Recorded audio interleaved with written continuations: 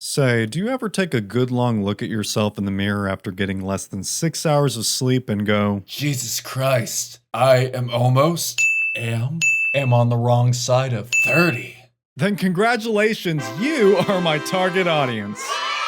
Yeah, turning 30 may not seem like that big of a deal, and it's really not in the grand tapestry of life. But after viewing this post on Twitter and X, I gotta say, my self-esteem has taken a bit of a dive. I'd say if a few things don't change in the next couple of years, I might be cutting the grass between stepdad and hookers and blow. Not an ideal trajectory, but a realistic one if I'm being honest with myself.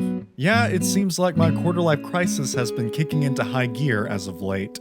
When I'm not wandering around stores aimlessly, forgetting why I was there in the first place, I'm standing in the shower contemplating, what is life? What am I doing here? What is my purpose? Why is Lil Tay beefing with Jojo Siwang? What the hell is going on?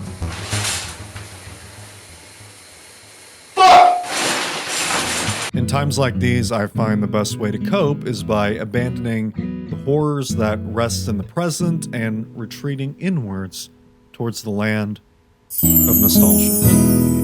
I like to reminisce about my childhood in the 2000s, a time without the omnipresence of social media or on-demand streaming services, or the ever-looming threat of nuclear apocalypse brought on by our inept political leaders. Oh wait. I'm just kidding. I didn't know back then. Blissfully ignorant. It's funny, in my second grade class, we actually had a mock presidential election. Kerry versus Bush. Remember that one? Of course you don't. Because they could actually string together coherent sentences and never felt compelled to play the imaginary accordion. Well, everyone in my class voted for Bush. Not because of his policies, not even because we're from Texas, but because nobody wanted to be associated with a stupid donkey when they could be a big-ass elephant. And a lot of them like the color red, apparently. To be fair, though, we were only 8 years old. It'd be unfair to expect us to have a good understanding of the political landscape at that age. These guys, however, are legally able to vote. You would vote for Vladimir Putin? I would. Over Biden? Hell yeah. It's definitely an interesting but very concerning world we live in today. I can barely navigate it, much less understand it as a grown-ass man. I can't even imagine what kids have to deal with nowadays, growing up in an influencer-inspired world, with ever-deteriorating attention spans, living in households divided by which geriatric they want running their country. Kinda makes me wonder, was my upbringing any better? Was it? Was it really? Yeah, it was. But I guess in this video, I'm going to examine how our childhood growing up in the 2000s stacks against the kiddos of today. So if you want to watch me break all this down for you, stick around, and if not, well, you can go. Have a wonderful day. Well, let's get to it. Technology. Technology has been advancing at a pretty alarming rate. It's a proven medical fact that children today are born with smartphones in their hands. It's practically with them in the womb. Is your belly glowing? No, they're taking sonogram selfies. AI wrote that one, could you tell?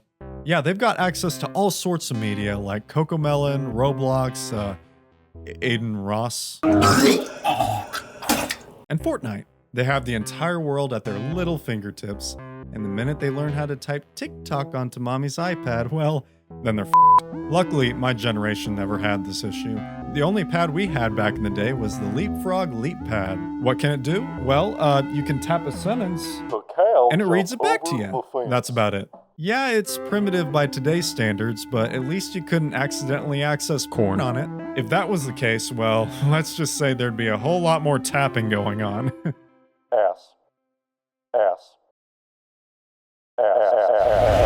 Media access. Kids these days have infinitely more access to media than we've ever had.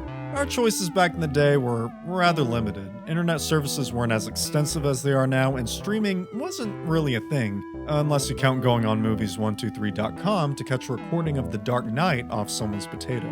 I'm talking way back in the day when Netflix used to deliver movies via carrier pigeon and the Pony Express. Back then, if we wanted to watch a certain movie or play the new video game, we had to physically get up off our asses and bitch and whine to our parents to take us to the nearest Blockbuster.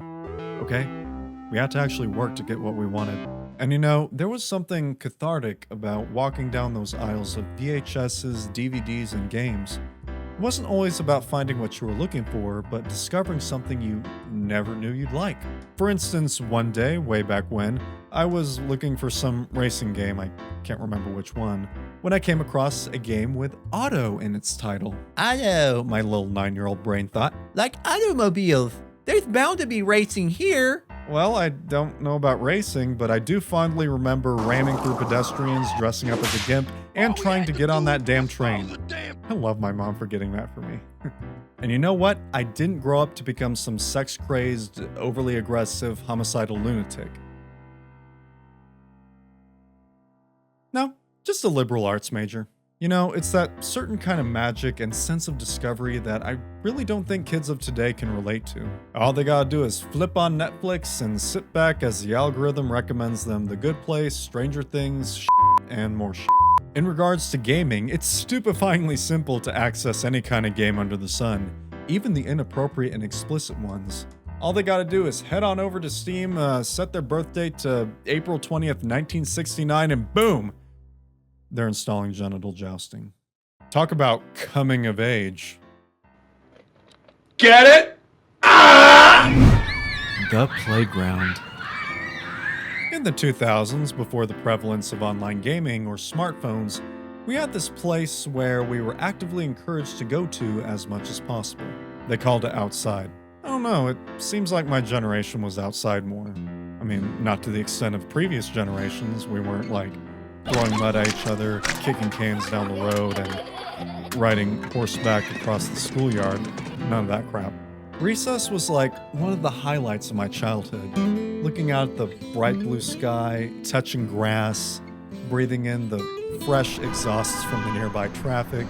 And then there was the playground. I fondly remember going down those tube slides that every boy felt compelled to piss down into. It was a rite of passage, apparently. Climbing the rusty, tetanus-filled monkey bars and launching ourselves out of swings. We called it slingshotting. It was fun during the airtime, you know, when we're at the top of the arc, but then came the ambulance when we missed the rock pit and smacked straight into the solid concrete. God, those were the days. I mean, we also partook in non-physical activities when we weren't busting our heads on the playground.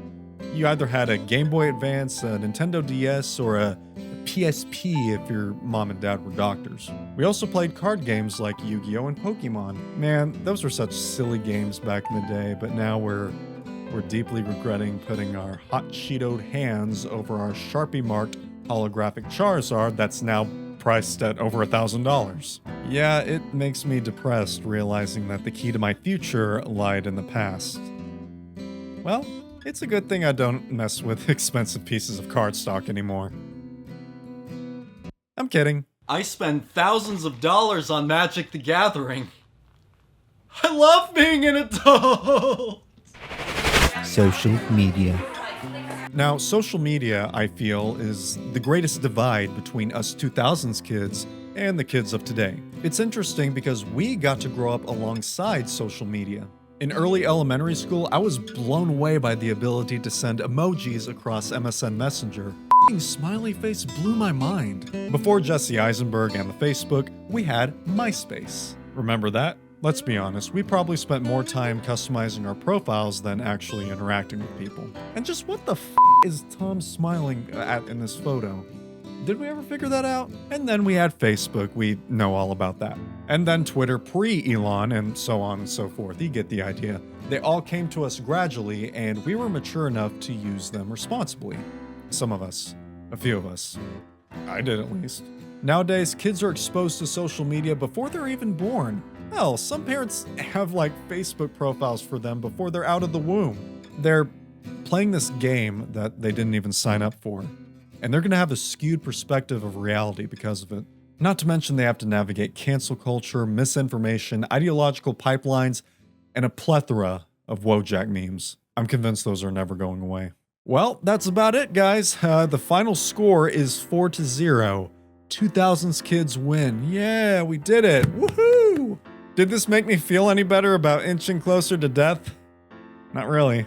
But it is what it is, and it isn't what it ain't. Now, if you'll excuse me, I have a date with a single mother hooker who deals blow on the side. Wish me luck.